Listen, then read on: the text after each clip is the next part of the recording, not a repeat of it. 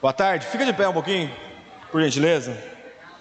Dá uma esticada no braço aí, dá uma alongada. À tarde, com calor, tentação da gente dar uma cochilada no banco, dar uma alongada aí no corpo, dar uma espreguiçada. Mensagem muito boa, aliás, você está com alguns hematomas também já. Ai. Gente, pode ficar à vontade, pode sentar. Estou muito feliz, pretendo ser breve aqui na mensagem de hoje.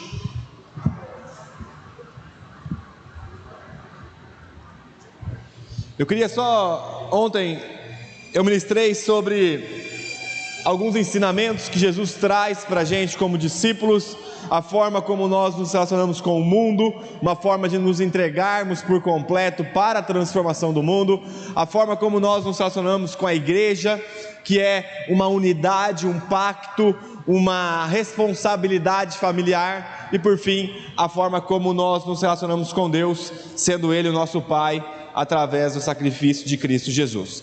A gente está hospedado num hotel aqui em algum lugar na cidade de vocês, e o hotel, da janela do nosso quarto, dá para ver o cemitério bem grande, aliás, ali que tem ali, não sei qual que é a região, enfim. Nova Iguaçu, enfim, tem um cemitério ali, gente. E aí eu lembro que ontem eu cheguei no quarto, eu com o Arthur, a gente chegou lá e tal, aí eu sempre costumo abrir a janela, que eu não sou fã de ar-condicionado, e aí eu abri a janela e olhei assim e falei, nossa cara, tem um cemitério ali. E aí na hora estava tendo algum velório, alguma coisa, alguém tinha morrido, provavelmente estava tendo algum enterro, e ali eu fiquei olhando para aquela janela ali, olhando e tal, e é muito louco que a minha formação é filosofia, eu sou formado em filosofia, como que a morte gera uma reflexão no ser humano. Não sei se já parou para pensar nisso, mas geralmente quando você vai no velório, você sai de lá pensando, cara, preciso dar um abraço para minha mãe, preciso falar com meu pai, preciso pedir perdão para alguém, preciso pegar meu filho no colo, preciso fazer tal coisa. Por quê? De alguma forma a eternidade foi colocada dentro do nosso coração e nós pensamos que nós somos eternos, e em Cristo, claro, nós vamos viver eternamente juntamente com Ele, mas esse estilo, essa forma de se viver, em um determinado momento vai acabar. E eu queria talvez pensar com vocês algo que eu já refleti na conferência que teve de discipulado também, mas lá na outra igreja de Mesquita, que é uma mensagem que talvez o Senhor tenha comunicado muito comigo. Eu queria que você abrisse comigo a sua Bíblia, 2 Timóteo capítulo 1, 2 Timóteo capítulo 1, para a gente refletir um pouquinho sobre isso. 2 Timóteo 1, e daqui a pouco vocês vão entender o porquê que eu falei do cemitério. 2 Timóteo capítulo 1.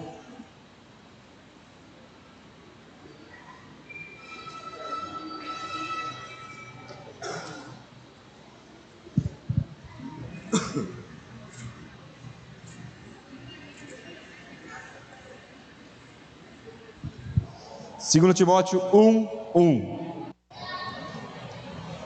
A Bíblia diz: Paulo, algumas pessoas estão encontrando ainda, 2 Timóteo 1:1.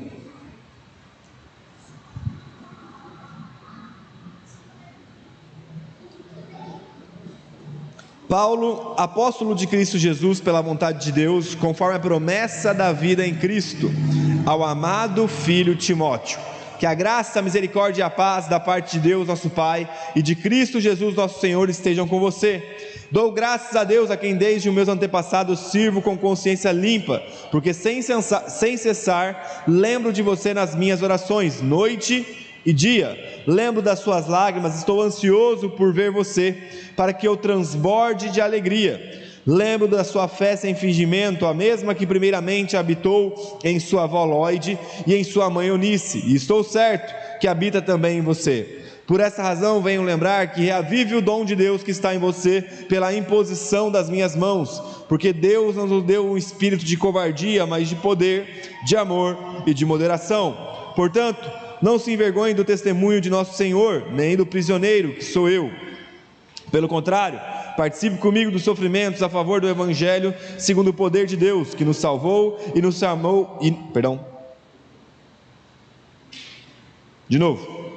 Pelo contrário, participe comigo dos sofrimentos a favor do Evangelho, segundo o poder de Deus, que nos salvou e nos chamou com uma santa vocação, não segundo as nossas obras, mas conforme a sua própria determinação e graça, que nos foi dada em Cristo Jesus antes da fundação dos tempos eternos, e manifestada agora pelo aparecimento de nosso Senhor e Salvador Jesus Cristo. Ele não só destruiu a morte, como trouxe à luz a vida e a imortalidade mediante ao Evangelho. Nós estamos aqui, talvez, diante das últimas palavras, diante dos últimos registros que nós temos do apóstolo Paulo. Pare e pense comigo, assim como eu fiquei reflexivo ao olhar para um cemitério, pensar que em um determinado momento da minha vida eu vou morrer, em determinado momento da minha vida eu vou ser enterrado em algum cemitério. Nós estamos diante de Paulo escrevendo as suas últimas palavras. E Paulo vai escrever a sua última carta a um discípulo, a um filho amado na fé, seu filho Timóteo, um filho que Paulo considerava pela fé comum que eles tinham em Cristo Jesus. Eu quero que você imagine alguém, eu não sei se você gosta de algum personagem bíblico, mas eu sou fascinado pelo apóstolo Paulo. Eu quero que você pare e pense, o apóstolo Paulo já maduro em sua estatura como homem, talvez um homem idoso, de cabelos brancos, ou talvez careca, com uma barba branca, um homem que estava preso em uma masmorra. Nessa segunda prisão não foi tão legal quanto a última prisão que foi relatada no livro de Atos.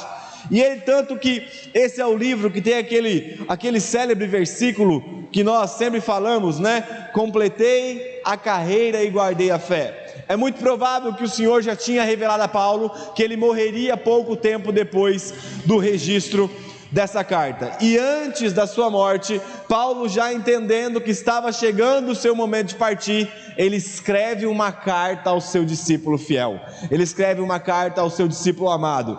E é muito interessante que ele vai falar para Timóteo o seguinte, 2 Timóteo 2:1: quanto a você, meu filho, fortifique-se na graça que há em Cristo, e o que você ouviu de mim, na presença de muitas testemunhas, isso mesmo, transmita a homens fiéis, idôneos para instruir a outros. Isto é, faça discípulos, faça discipulado. É o que Paulo está falando. Você ouviu a mensagem do Evangelho de mim, agora pega essa mensagem e comunica com outras pessoas.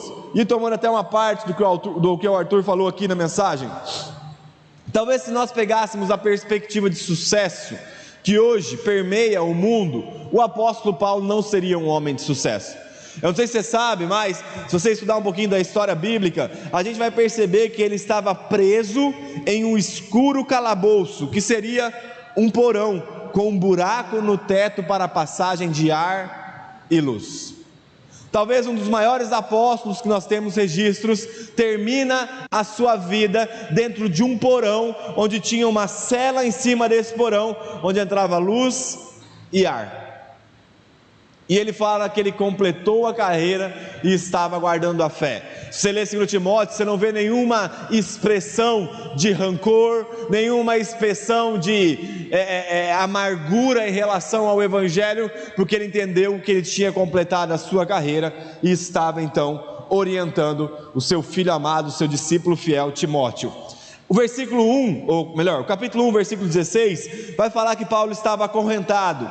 Depois, no capítulo 4, versículo 9, fala que ele estava sozinho, enfadado, com frio, e essas coisas faziam Paulo sofrer. E por fim, Paulo já tinha passado pela audiência e a morte lhe parecia inevitável. O apóstolo Paulo já tinha passado pela sua audiência e diante da situação da audiência ele percebeu que ele seria morto por conta da fé em Cristo Jesus. Eu não sei se você sabe, então, essas são as últimas palavras do apóstolo Paulo. E se a gente pudesse escrever uma carta, pensa na pessoa mais importante para a sua vida, e se você pudesse escrever uma carta para ela, com as últimas coisas.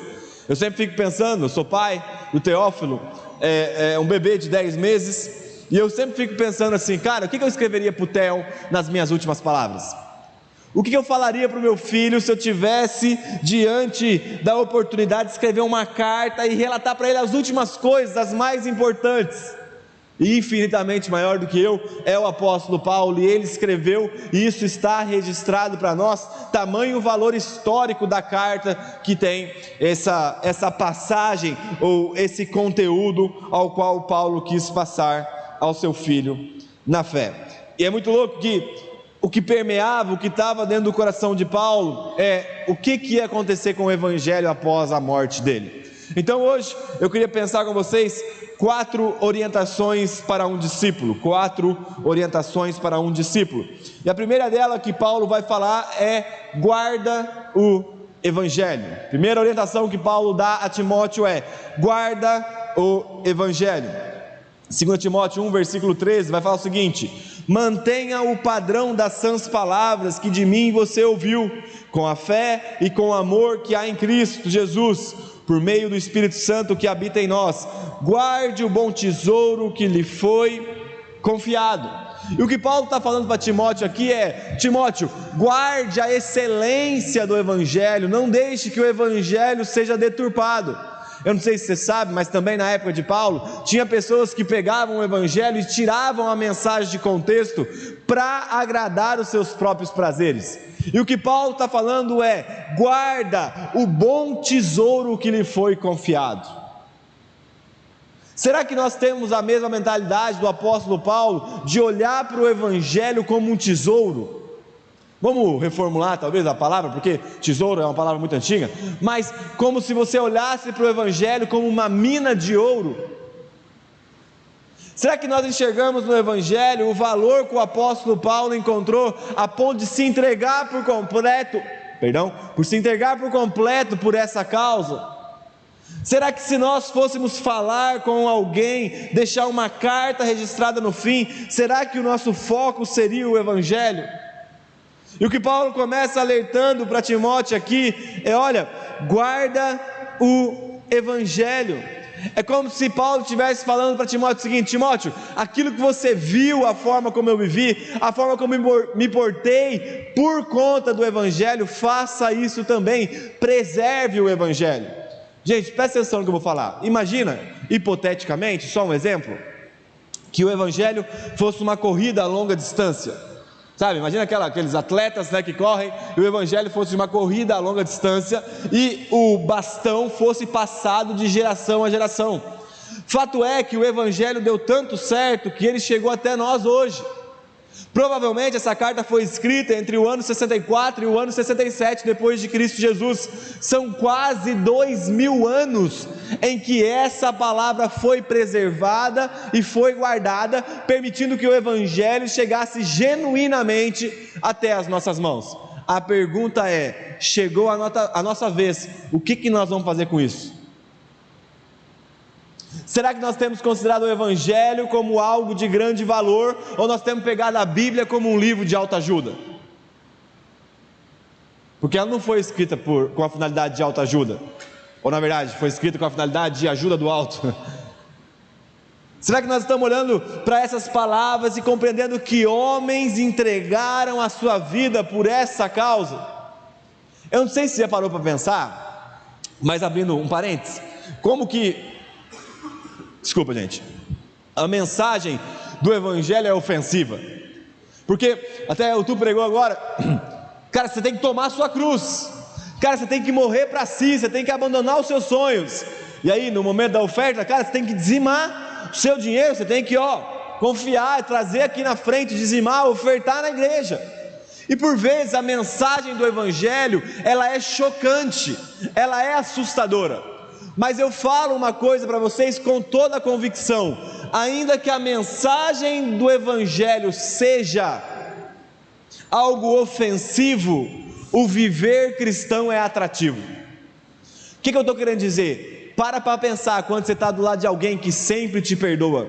Para pensar quando você está do lado de alguém que doa por completo pela causa dos outros. Para pensar quando você está do lado de alguém que é generoso, que alguém que dá a outra face, que alguém que coloca a vontade dos outros na frente da sua, que alguém que pensa no bem da comunidade, não só em si mesmo.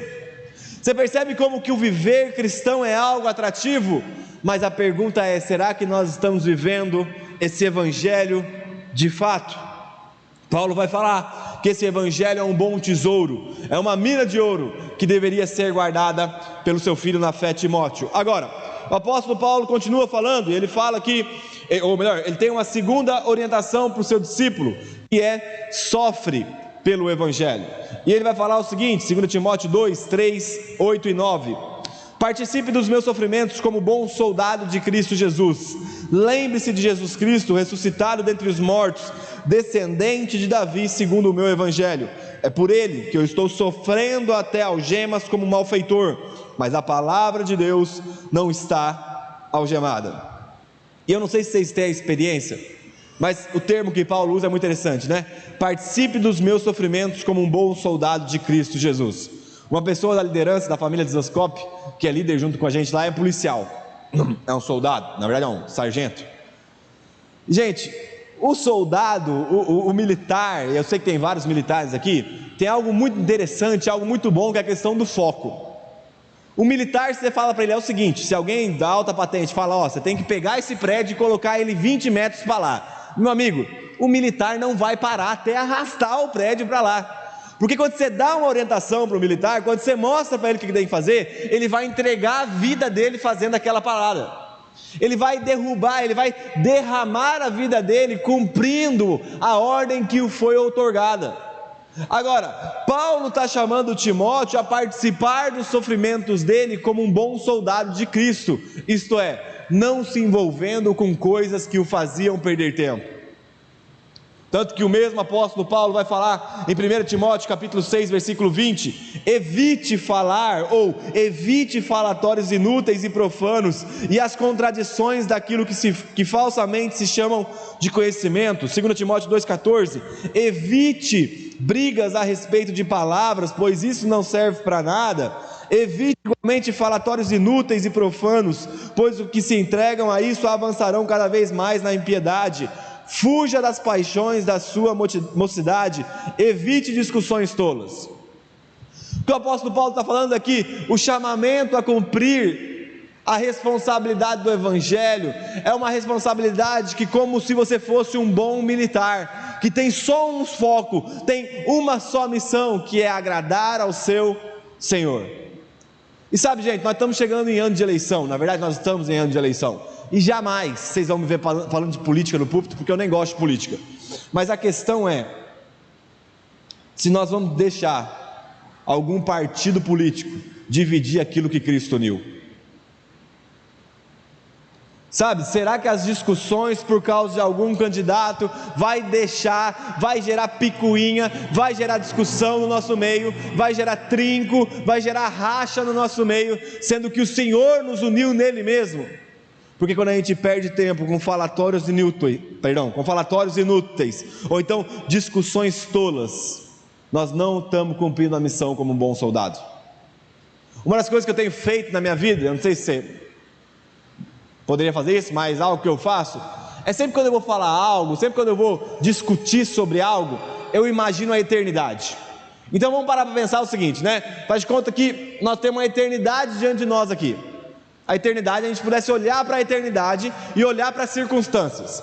E aí a gente tem que fazer a seguinte pergunta: será que à luz da eternidade, reformulando, será que diante da eternidade, essa discussão que eu vou ter tem algum valor? Será que diante da eternidade, o que eu vou falar nesse lugar precisa ser falado? Porque se não causa efeito na eternidade, é inutilmente falar isso para os outros.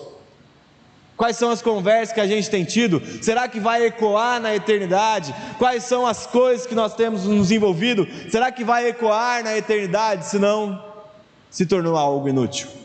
Porque o que Paulo está chamando Timóteo de fazer é sofrer pela causa do evangelho, e diz respeito a tomar a nossa cruz. Gente, sabe o que me dá desespero? Abrindo parênteses aqui.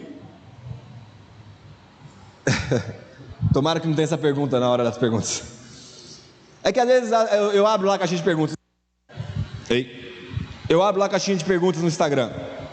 E aí eu recebo assim: Léo, tatuagem é pecado? Ô gente, dá uma preguiça, cara.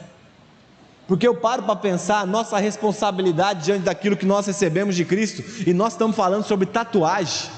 Eu paro para pensar quanta gente tem morrido no mundo pela falta de se ouvir o Evangelho, quantas guerras têm acontecido pela falta do anúncio do Evangelho da paz, e nós estamos discutindo tatuagem e música secular dentro da igreja.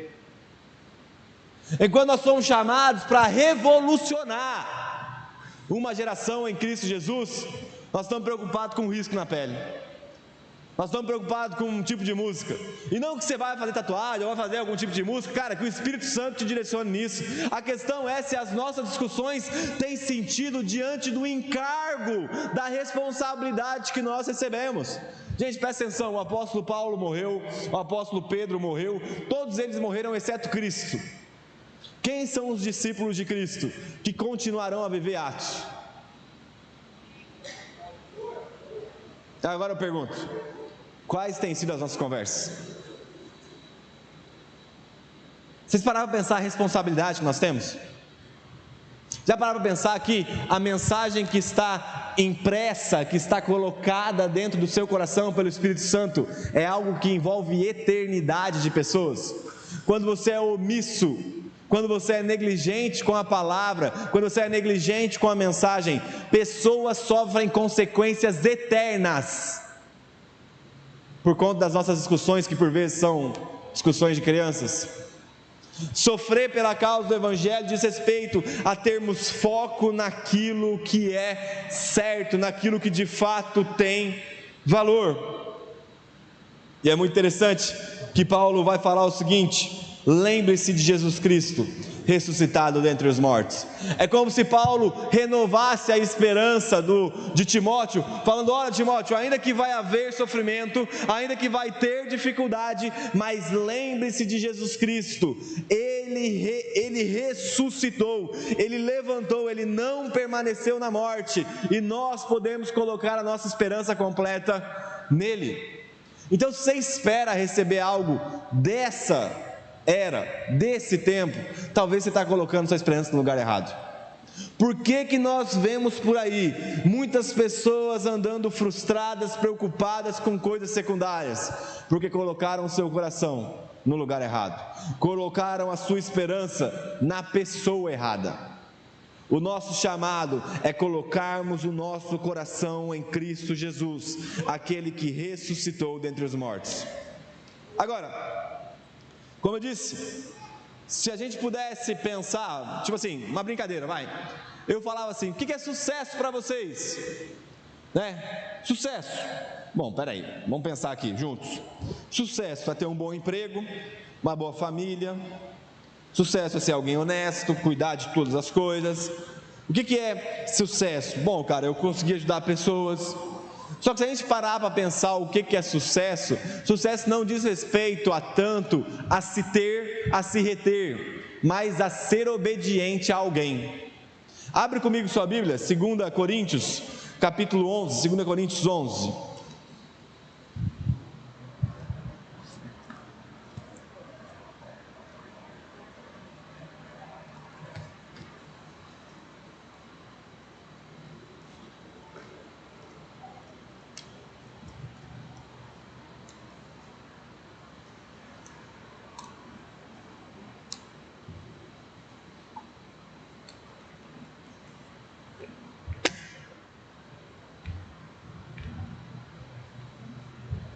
Segundo Coríntios 11, versículo 23.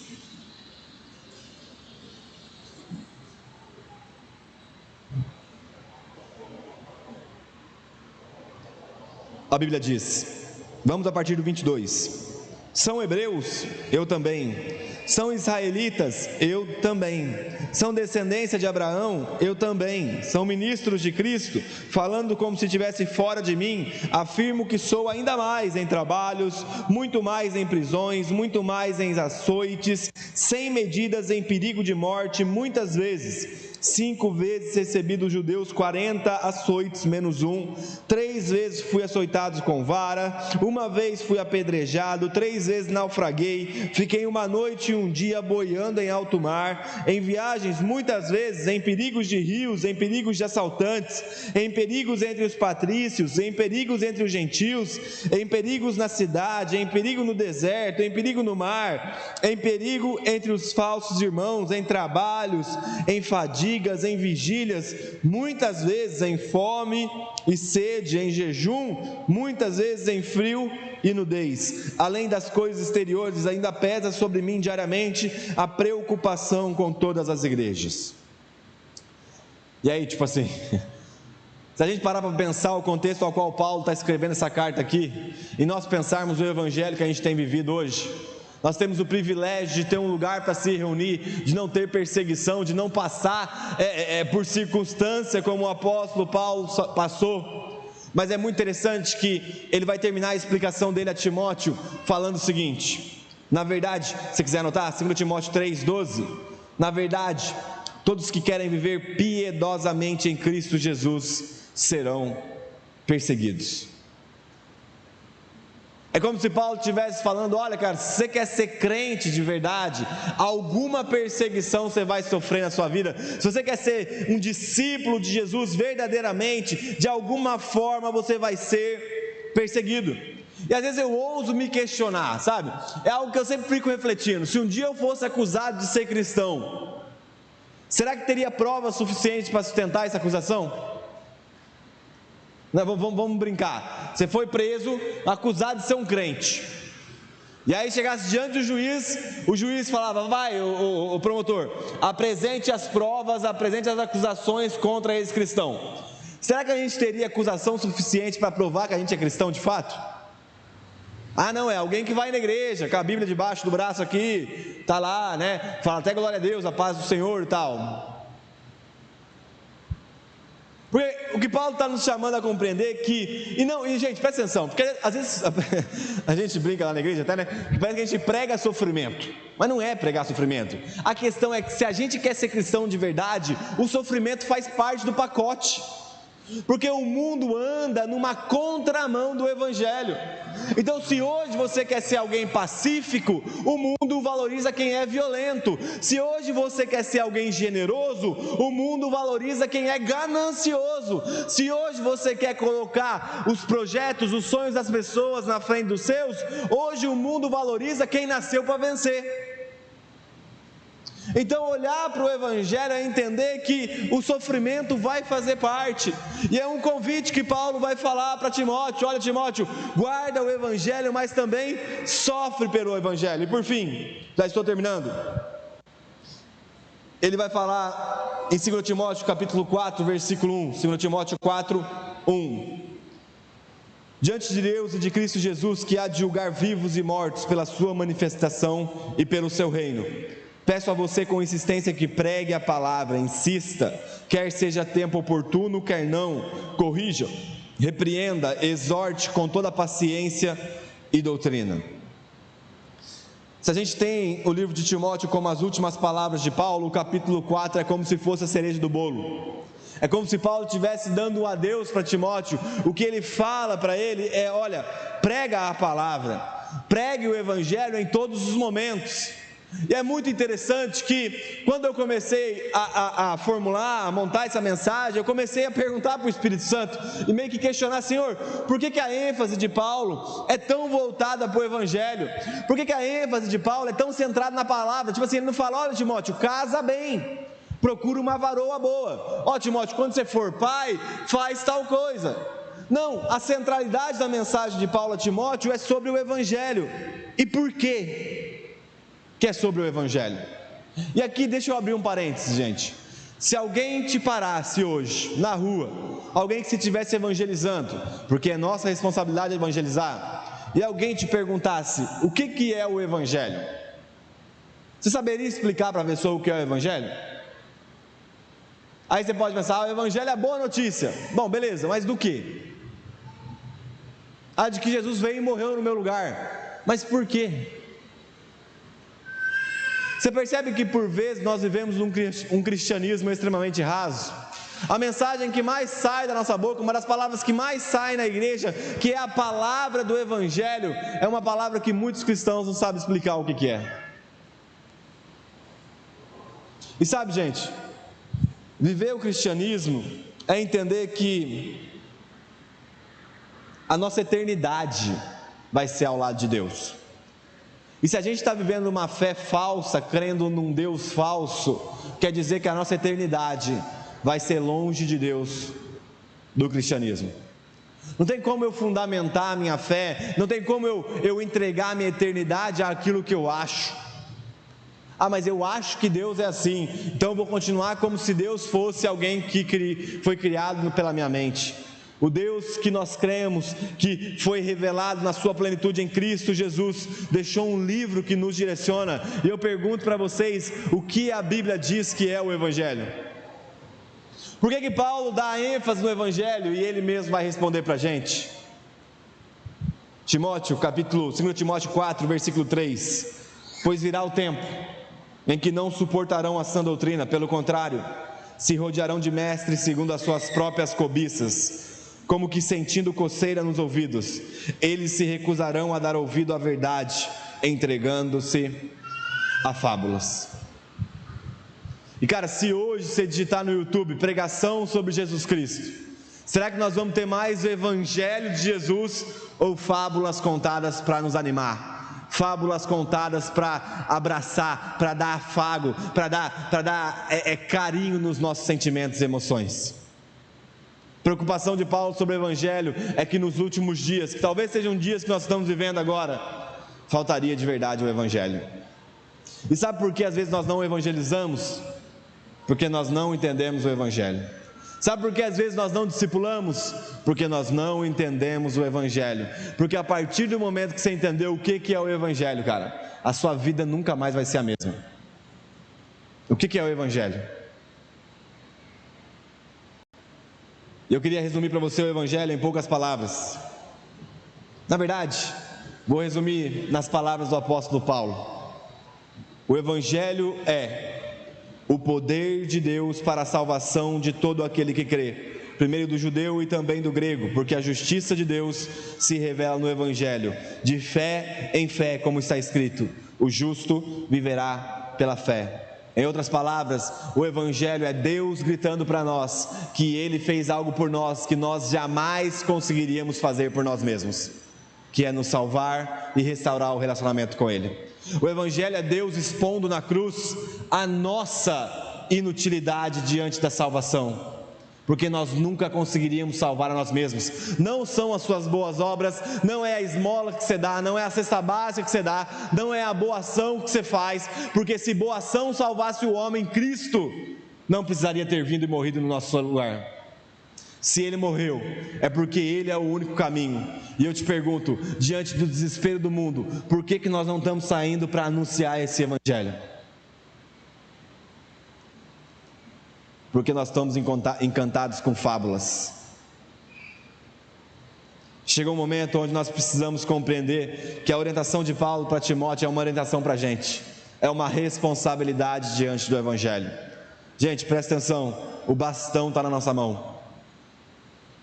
Às vezes eu fico até preocupado, e eu termino aqui, que vai ter um momento para perguntas, e dá para a gente desenrolar mais esse tema.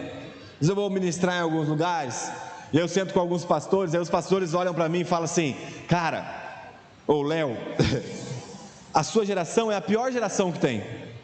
Vocês são muito moles, vocês são muito mimimi, não sei o que, não sei o que.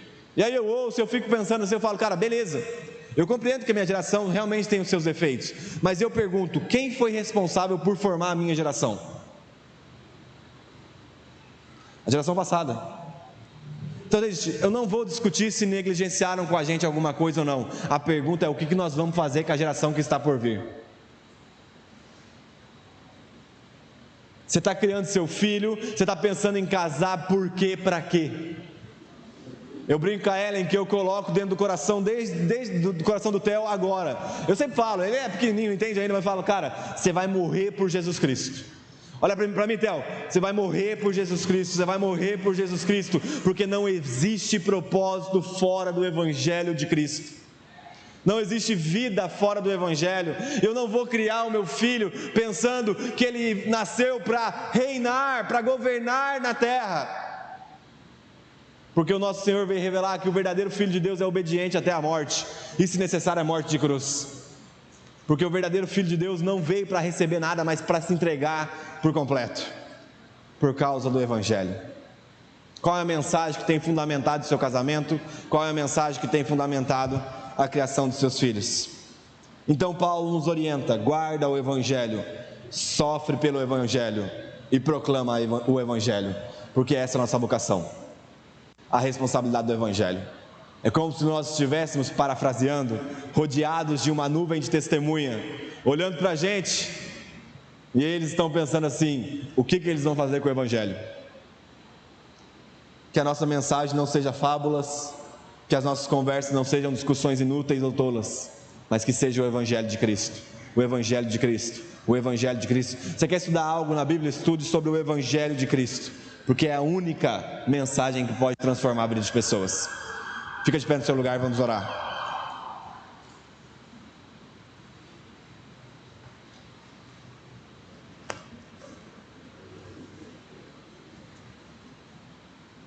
Feche seus olhos.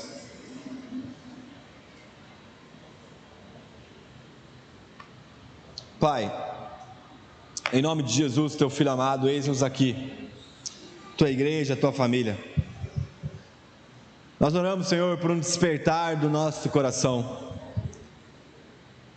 Sabe, Pai, por vezes é confortável, é gostoso estar aqui no ambiente onde só tem irmãos e irmãs que nos amam, que cuidam da gente, mas reaviva em nós o dom do evangelismo. Levanta no nosso meio homens e mulheres que estarão dispostos a entregar a sua vida pela causa do Evangelho.